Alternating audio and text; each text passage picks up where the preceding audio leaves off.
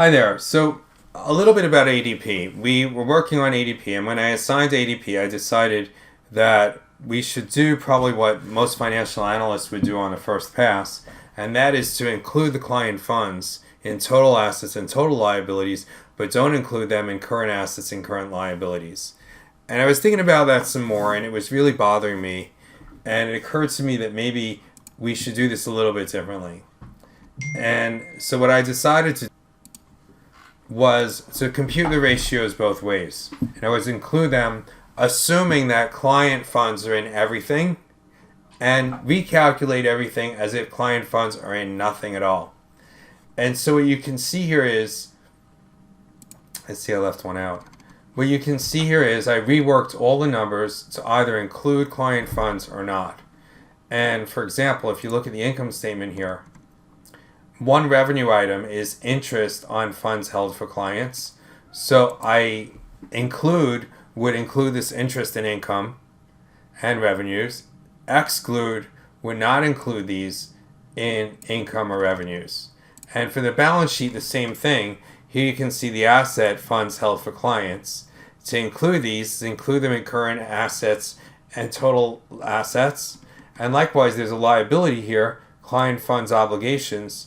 Include these in total liabilities and current liabilities, or don't include them at all. Now, what are these client funds? These client funds are monies that clients deposit with ADP in order to make their payroll. So if I'm a client of ADP and ADP does my payroll, I have to give ADP a certain amount of money, and ADP uses that money to pay my employees. It's kind of like a bank account when you think about it. And that's why it appears twice on their balance sheet, just like a bank, is you have these client funds as an asset because they do have some control over how the funds are paid. And they're also a liability because the funds don't really belong to them, or they owe this amount of money, you could say, to their clients. And again, what's really cool about this is that they take the interest on the money. Maybe they take it on part of it. $561 on $29 million looks like 2 or 3%. It doesn't look like a lot of interest, high percentage rate of interest, maybe on some but not others. But it's pretty interesting. So I think that on reflection, you would either want to include it totally or not include it at all. And so I recalculated all the ratios, except as you can see the current ratio. Let me do that now. Current assets divided by current liabilities. Oh wait, no, I've got without. Wait a second here. I got to do with. So with current assets divided by with current liabilities. There you go. Just so I've got them all, right? And what you can see as you go down is you can see a very different company. So for example, return on assets without goes all the way up to 15.4% from only 5.68%. Return on invested capital goes down. Return on equity goes down. And net profit margin goes down slightly. So we're really the company with the client funds. So we could point to that and say, hey, we got a 16% net profit margin, because that's really what the numbers seem to indicate. But if you take that out, you begin to have a picture of a very different kind of company. And the way to think about it, I think, is that ADP is really two companies. It's a payroll company and it's a bank. So if you mix those two together, you kind of get a mumble jumbo of a payroll company and a bank all mixed together. But if you break them out and you take the bank out, you can get a better idea of what the payroll business is really like.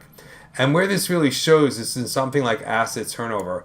All those client funds build up the assets, they bloat the assets, so to speak, and they make the asset turnover look really low. But if you take them out, the asset turnover is actually pretty good. And on the other hand, working capital turnover is kind of in the other direction. So numbers really bounce around when you make this change. One of the most revealing things is the debt ratio and the debt to equity ratio. The debt ratio is 0.87. But if you take out the client funds, it goes down to 0.59. They're actually not as levered as you think. And financial leverage, the difference is huge. Where I really saw the difference, though, was in the DuPont relationship.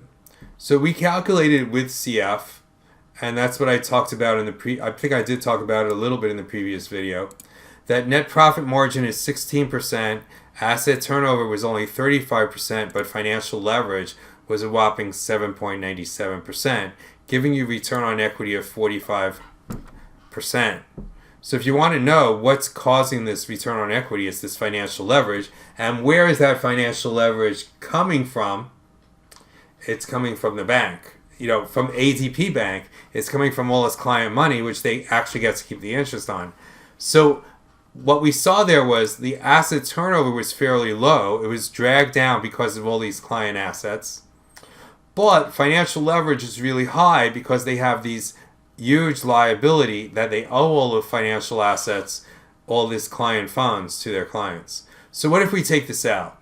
Net profit margin goes down a little bit because income, they don't have that interest coming from clients. And we know, don't be sad, all right? Because they're really getting the money from the clients. But this is just a hypothetical. Asset turnover goes way, way up because payroll business is a very efficient business. All you have to do is paperwork. So how much assets do you really need in order to fill out people's payroll, company's payroll?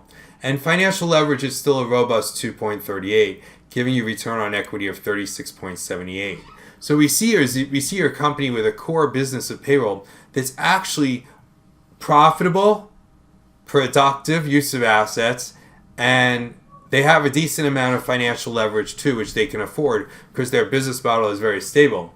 But when you throw in the bank, which is all this money they have to hold for their clients, then that boosts up the return on equity even higher to a very nice 45%. So this reveals a lot about the company, and this is the type of thing that you want to do when you're working on a financial analysis. You want to really think about how the company makes money and what the numbers tell you about the company. And doing manipulations like this can help you to understand what the company is all about.